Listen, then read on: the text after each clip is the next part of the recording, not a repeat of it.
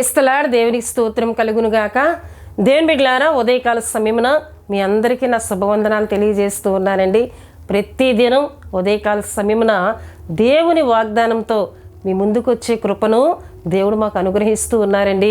అంతేకాకుండా ప్రతిదినం వాగ్దానంతోనూ ప్రార్థనతోనూ దినమును ప్రారంభించుకునే కృపను దేవుడు మనందరికీ అనుగ్రహిస్తూ ఉన్నారండి. హల్లెలూయా. దేవుని బిడ్డలారా, ప్రతిదినం తన వాగ్దాన మాట ద్వారా ఆయన మనల్ని బలపరుస్తూ ఆ దినమంతా కూడా ఆయన యందు విశ్వాసంతో ఆ వాగ్దానం పట్టుకొని మన ఆత్మీయతను కొనసాగించే కృపను దేవుడు మనందరికీ అనుగ్రహిస్తూ ఉన్నారండి. హల్లెలూయా, హల్లెలూయా. దేవుని బిడ్డలారా, ఈ దిన వాగ్దానం కూడా మనం ధ్యానం చేసుకుందాం. ముందుగా మీ అందరి కొరకు ప్రార్థన చేస్తున్నాం. దేవుని బిడ్డలారా, మా కొరకు విశ్వాసంతో నడిపింపబడుతున్న మా పరిచర్య కొరకు మీ ప్రార్థనలో జ్ఞాపకం చేసుకోవాలని ప్రభు పేట తెలియజేస్తూ ఉన్నానండి. చాలామంది మా కొరకు ప్రార్థన చేయండి అని మాకు తెలియజేస్తున్న ప్రతి ప్రార్థన విన్నపమును కూడా మేము భారంతో ప్రార్థన చేస్తూ ఉన్నామండి. హల్లెలూయా. దేవుని బిడ్డలారా, ఈ దిన మన వాగ్దానంలోకి మనం వెళ్దాం. ఆదికాండము 35వ అధ్యాయము 11వ వచనమును చదువుకుందామండి. మరియు దేవుడు, నేను సర్వశక్తి గల దేవుడను, నీవు ఫలించి అభివృద్ధి పొందుము, జనమును జనముల సమూహమును నీ వల్ల కలుగును, రాజులను నీ గర్భవాసమున పుట్టెదరు, నేను అబ్రహామునకును ఇస్సాకునకును ఇచ్చిన దేశమును నీకు ఇచ్చేదను, నీ తర్వాత నీ సంతానమునకు ఈ దేశమునిచ్చేదనని అతనితో చెప్పెను. హల్లెలూయా, హల్లెలూయా. దేవుని బిడ్డలారా, ఇక్కడ దేవుడు యాకోబుతో మాట్లాడుతూ ఉన్నారు. ఆయన ఏమని మాట్లాడుతున్నారంటే, నేను సర్వశక్తి కలిగిన దేవుడను యాకోబు, నేను ఏమైనా చేయగలిగిన దేవుడను యాకోబు, నేను నీతో ఉండి ఇంతవరకు నేను నడిపించాను, నేను ఏమైనా చేయగలిగిన దేవుడను, నేను సర్వశక్తి కలిగిన దేవుడను. సర్వశక్తి కలిగిన దేవుడు. దేవుని బిడ్డలారా, మనం చూచినట్లయితే ఎల్ షదై అని కూడా మనం దేవుని స్తుతిస్తూ ఉంటాం. ఎల్ షదై అనగా సర్వశక్తి కలిగిన దేవుడు. ఆయన ఎల్ షదైగా సర్వశక్తి కలిగిన దేవునిగా యాకోబునకు ఆయన తోడుగా ఉండి ఎట్టి కార్యములను ఆయన చేశారో ఆయన తెలియజేస్తూ అంటున్నారు, నేను సర్వశక్తి కలిగిన దేవునిగా నేను నీతో ఉన్నాను, ఇంతవరకు నేను నిన్ను నడిపించాను.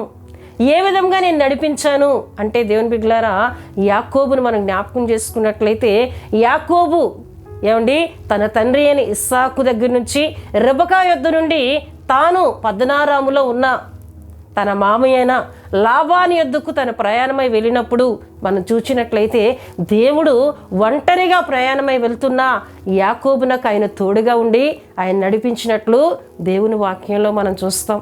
అయితే దేవుని బిడ్డలారా, యాకోబు తన ప్రయాణం చేస్తూ ఉన్నప్పుడు ఒక రాత్రి వేళ మనం చూసినట్లయితే 28వ అధ్యాయంలో మనకు కనబడుతుంది. ఒక రాయను తన తలగడగా చేసుకొని తను నిద్రిస్తూ ఉన్నప్పుడు అక్కడ ఒక దర్శనమును యాకోబు చూచాడు. దేవుని బిడ్డలారా, ఏమిటి అంటే, ఆకాశమునకును భూమికి ఒక నిచ్చెన వేయబడింది, దాని మీద దేవదూతలు ఎక్కుచూ దిగుచూ ఉండునట్లు యాకోబు చూచి అక్కడ దేవుడు తను దర్శించాడని, అది దేవుని స్థలం అని దేవుని బిడ్డలారా, అక్కడ ఒక రాయిని నిలిపి అక్కడ ఒక బలిపీఠం కట్టి అక్కడ తను ప్రార్థన చేశాడు. దేవుని బిడ్డలారా, నేను పోవు మార్గం అన్నిటిలో కూడా నీవు నాకు తోడుగా ఉండి నేను వెళ్ళిన పని నువ్వు సఫలము చేసి క్షేమంగా నువ్వు నన్ను తీసుకొని వచ్చినట్లయితే నేను ఇక్కడ ఏమి చేస్తానంటూ ఉన్నాడు. చూడండి దేవుని బిడ్డలారా, 22వ వచనంలో, ఆదికాండం 28:22లో, మరియు స్తంభముగా నేను నిలిపిన ఈ రాయి దేవుని మందిరమగును, మరియు నువ్వు నాకు ఇచ్చిన యావత్తులో 10వ వంతు నిశ్చయముగా నీకు చెల్లించదనని మొక్కుకొనెను. నేను మరలా తిరిగి క్షేమంగా వచ్చినట్లయితే ఇక్కడ దేవుని మందిరం అవుతుంది స్థలం. అంతేకాకుండా నీవు నాకు ఇచ్చిన ప్రతి దానిలో కూడా 10వ వంతుని నీకు చెల్లిస్తానని ఒక మొక్కుబడిని చేసుకుని యాకోబు వెళ్ళిపోయినట్లు దేవుని వాక్యంలో మనం చూస్తాం. యాకోబు మరలా దేవుని బిడ్డలారా తన భార్యలతోనూ తనకిచ్చిన సంతానంతోనూ తన పనివారితోనూ తనకిచ్చిన ఆస్తితోనూ మరలా పద్దనారాములో ఉన్న తన మామయ్యైన లాబాను యొద్ద నుండి తిరిగి వచ్చినప్పుడు తను ఏ మొక్కుబడి అయితే చేసుకున్నాడో ఆ మొక్కుబడిని తాను చెల్లించలేదు. దేవుని బిడ్డలారా, చెల్లించలేనప్పుడు కొన్ని శ్రమలు కొన్ని శోధనలను యాకోబు ఎదుర్కొన్నట్లు దేవుని వాక్యంలో మనం చూస్తాం. ఏమిటి ఆ శ్రమ అంటే, తను వస్తున్నప్పుడు మొదటిగా తన అన్నకు తను భయపడ్డాడు. యాసావు తన మీద పగపట్టి ఉన్నాడు కదా, తనకు ప్రాణహాని ఉందని భయముతో ఒక రాత్రి అంతా కూడా దేవునితో మాట్లాడినట్లు, దేవునితో పెనుగులాడినట్లు దేవుని వాక్యంలో మనం చూస్తాం. యాకోబుకి దేవుడు యాసావు ద్వారా సమాధానము కలుగు చేశారు. రెండవదిగా మనం చూసినట్లయితే దేవుని బిడ్డలారా, అక్కడ నుండి సుక్కోతు అని ఒక ప్రాంతమునకు వచ్చి యాకోబు అక్కడ గుడారం వేసుకుని తన కుటుంబం అంతటితో నివాసం చేస్తున్నప్పుడు తన కుమార్తె అయిన దీనా ఆ దేశపు చూడడానికి, ఆ దేశంలో ఉన్న వారిని చూడడానికి వెళ్ళి చెరపబడినప్పుడు తన అన్నలైన సిమ్యోను లేవి దేవుని బిడ్డలారా ఆ ప్రాంతం మీదకి వెళ్ళి అక్కడున్న మగవారందరినీ చంపినట్లు దేవుని వాక్యంలో మనం చూస్తాం. ఇది తన కుటుంబానికి హాని అని తెలిసి దేవుని బిడ్డలారా అక్కడ నుండి మరలా తన కుటుంబమును పట్టుకొని యాకోబు వస్తున్నప్పుడు 35వ అధ్యాయం 1లో మనం చూసినట్లయితే దేవుడు యాకోబుతో మాట్లాడుతున్నాడు. దేవుడు యాకోబుతో, నీవు లేచి బేతేళ్లకు వెళ్ళి అక్కడ నివసించి నీ సహోదరుడిని యాసావు ఎదుటి నుండి నీవు పారిపోయినప్పుడు నీకు కనబడిన దేవునికి అక్కడ బలిపీఠం కట్టుమని చెప్పగా అప్పుడు యాకోబునకు గుర్తు వస్తుంది. నేను వెళ్ళినప్పుడు దేవుని దగ్గర ఒక మొక్కుబడి చేసుకున్నాను కదా, దాన్ని నేను చెల్లించలేదు గనుకునే నాకు శ్రమ కలుగుతుంది, గనుకునే నా కుటుంబము నరహత్య చేసే పరిస్థితులకు వెళ్ళింది, నా కుమారులు ఇతరుల మీద పడి చంపే పరిస్థితికి వెళ్ళింది, నా కుమార్తె చెరపబడింది. ఈ పరిస్థితులన్నిటికీ కారణము నేను దేవునికి మొక్కుబడి చేసుకున్నాను, దాన్ని నేను చెల్లించలేదని చెప్పి దేవుని బిడ్డలారా వెంటనే మరలా బేతేలునకు వెళ్ళి అక్కడ తన మొక్కుబడులను యాకోబు చెల్లించాడండి. హల్లెలూయా. యాకోబు ఎప్పుడైతే తన మొక్కుబడిని చెల్లించాడో ఇప్పుడు దేవుడు మాట్లాడుతున్నారు. యాకోబు, నేను సర్వశక్తి కలిగిన దేవుడను, నేను ఏమైనా చేయగలను అని మాట్లాడుతూ దేవుడు అంటున్నారు. మరియు దేవుడు, నేను సర్వశక్తి గల దేవుడను, నీవు ఫలించి అభివృద్ధి పొందుము, జనముల సమూహమును నీ వల్ల కలుగును, రాజులను నీ గర్భవాసులను పుట్టెదరు. హల్లెలూయా, హల్లెలూయా.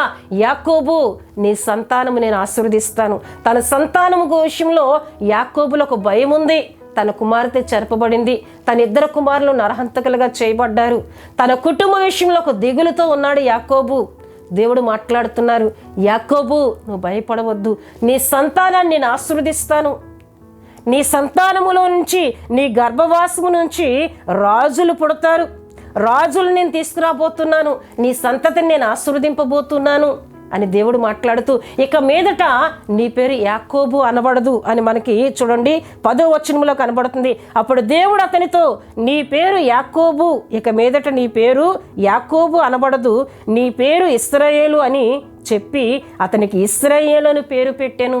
ఇక యాకోబు జీవితాన్ని దేవుడు పూర్తిగా తీసివేసి నీ హృదయంలో నేను సమాధానం ఇవ్వబోతున్నాను, నీ కుటుంబంలో నేను నెమ్మది ఇవ్వబోతున్నాను, ఇక ఎదుట నీ పేరు ఇశ్రాయేలు అని దేవుడు చెబుతూ, నేను సర్వశక్తి కలిగిన దేవుడును, నీ సంతానాన్ని నేను ఆశీర్వదిస్తాను, నీ గర్భవాసమున రాజులు వస్తారు అని దేవుడు వాగ్దానం ఇచ్చి యాకోబుతో మాట్లాడారు. దేవుని బిడ్డలారా హల్లెలూయా. అప్పుడు యాకోబు ఎంతగానో బలపరచబడి దేవుణ్ణి స్తుతిస్తున్నాడండి, ఎంతగానో ఆదరింపబడ్డాడు. దేవుడు మాట్లాడిన తర్వాత, దేవునికి తన మొక్కుబడులు చెల్లించిన తర్వాత తన హృదయము తేలిక చేయబడింది. దేవుడు తనతో మాట్లాడి బలపరచబడినప్పుడు తను ఎంతగానో ఆదరింపబడ్డాడండి. హల్లెలూయా. నిజముగానే దేవుని బిడ్డలారా ఇశ్రాయేలుగా మార్చబడిన యాకోబు గర్భములో నుంచి, అంటే తన సంతతిలో నుండి రాజులు వచ్చారండి.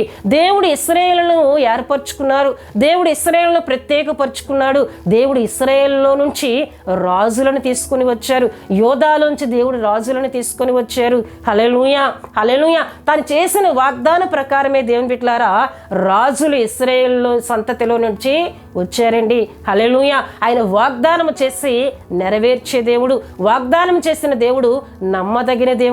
హల్లెలూయా. నీ విషయంలో దేవుడు ఏ వాగ్దానం అయితే చేస్తున్నారో దాన్ని నెరవేరుస్తానంటున్నారు. ఆయన నమ్మదగిన దేవుడని నువ్వు నమ్మినట్లయితే నీ సంతతిని దేవుడు ఆశీర్వదిస్తారు. నీ గర్భవాసమున అనేక గొప్ప గొప్ప వారిని దేవుడు తీసుకొని వస్తారు. నీ గర్భవాసములే గొప్ప గొప్ప పేరు ప్రఖ్యాతులు కలిగిన వారిని దేవుడు తీసుకురాగలడు. నువ్వు నమ్మి విశ్వసించి ఆయన యొద్ద నువ్వు పశ్చాత్తాపడి, ఒకవేళ ఏదైనా నువ్వు దేవుని దగ్గర మొక్కుబడి చేసుకొని చెల్లించలేని ఆత్మీయతలో ఉన్నావా, దాన్ని వెంటనే నువ్వు చెల్లించి యాకోబు వలె దేవునితో నువ్వు సమాధాన పడగలిగితే నీ పట్ల దేవుడు చేసిన ప్రతి వాగ్దానమును ఆయన నెరవేరుస్తానని ఉదయకాల సమయంలో దేవుడు మాట్లాడుతున్నారు. దేవుని బిడ్డలారా, హల్లెలూయా. గనుక ఈ వాగ్దానము నమ్ముదాం, ఈ వాగ్దానం మీద విశ్వాసం ఉంచుదాం. మన గర్భవాసము నుండి గొప్ప గొప్ప పేరు ప్రఖ్యాతలు కలిగిన వారిని తీసుకొస్తానని, తీసుకురాగలిగిన దేవుడునని ఆయన మాట్లాడుతున్నారు. మన కుమారులను మన కుమార్తెలను ఆశీర్వదిస్తానని, మన జనములను దేవుడు దీవిస్తానని ఈ వాగ్దానం ద్వారా ఆయన మాట్లాడుతూ ఉన్నారు. ఆయన సర్వశక్తి కలిగిన దేవుడని మనం నమ్మి విశ్వసించి ఈ వాగ్దానములను ప్రతి దీవెన పొందుకుందాం. దేవుడు తన వాగ్దాన మాటలను మన వినికిల్లో దీవించునుగాక. దేవుని బిడ్డలారా, మీ అందరి కొరకు నేను ప్రార్థన చేస్తూ ఉన్నానండి. ప్రతి ఒక్కరు కళ్ళు మూసుకొని తలలు వంచి ప్రార్థనలో నాతో ఏకీభించాలని ప్రభు పేట తెలియజేస్తూ ఉన్నానండి. పరిశుద్ధుడా, ప్రేమ కలిగిన తండ్రి, కృప కలిగిన యేసయ్య, మీ ఘనమైన నామమునకు వేలాది వందనములు, వేలాది కృతజ్ఞతా స్తోత్రములు చెల్లిస్తూ ఉన్నాను నాయన. ఉదయకాలం చక్కటి వాగ్దానం ద్వారా మాతో మాట్లాడారు ప్రభువానికి స్తోత్రాలు. మేము నీ దగ్గర చేసుకునే ప్రతి మొక్కుబడిని మేము చెల్లించాలి. చెల్లించినప్పుడు ప్రభువా, నువ్వు మా పట్ల చేసిన ప్రతి వాగ్దానమును నెరవేరుస్తానని యాకోబును మా ముందుంచి మాట్లాడారు. మీకు వందనాలు చెల్లిస్తున్నానయ్యా. ఈ వాగ్దాన మాటలు విన్నా ప్రతి ఒక్కరిని దీవించండి. నువ్వు వాగ్దానం చేసి దాన్ని నెరవేర్చే దేవుడు, నమ్మదగిన దేవుడు అయ్యా. నీ అందు విశ్వాసం ఉంచిన వారిని నువ్వు దీవించే దేవుడు. ప్రతి ఒక్కరూ ఎరిగి అట్టి ఆత్మీయతలో నీవు ఇచ్చిన ప్రతి వాగ్దానం పొందుకునే కృపనిమ్మని ప్రార్థిస్తూ ఉన్నాను అయ్యా. ఈ దినమంతయు నీ బిడ్డలకి నీ కృప, మీ కాపుదల, మీ సంరక్షణ తోడు దయచేయండి. దుష్టుని క్రియలు లయపరచండి. ప్రతి ఒక్కరి చుట్టూ మీ రక్త ప్రోక్షణ దయచేయండి. ఎవరైనా బలహీనలుగా ఉండినట్లయితే మీ గాయపడిన హస్తం ద్వారా ప్రతి ఒక్కరిని తాకండి, స్వస్థపరచండి, ఆరోగ్యములు దయచేయమని, దినమంతయు రాకపోకల్లో మీరు ఉండమని యేసు నామములో అడుగుచున్నాం తండ్రి. ఆమెన్.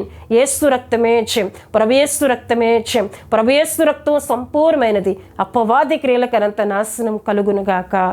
Amen, amen, amen. దేవుడు మిమ్ములను మీ కుటుంబములను బహుగా ఆశీర్వదించునుగాక. ఆమెన్.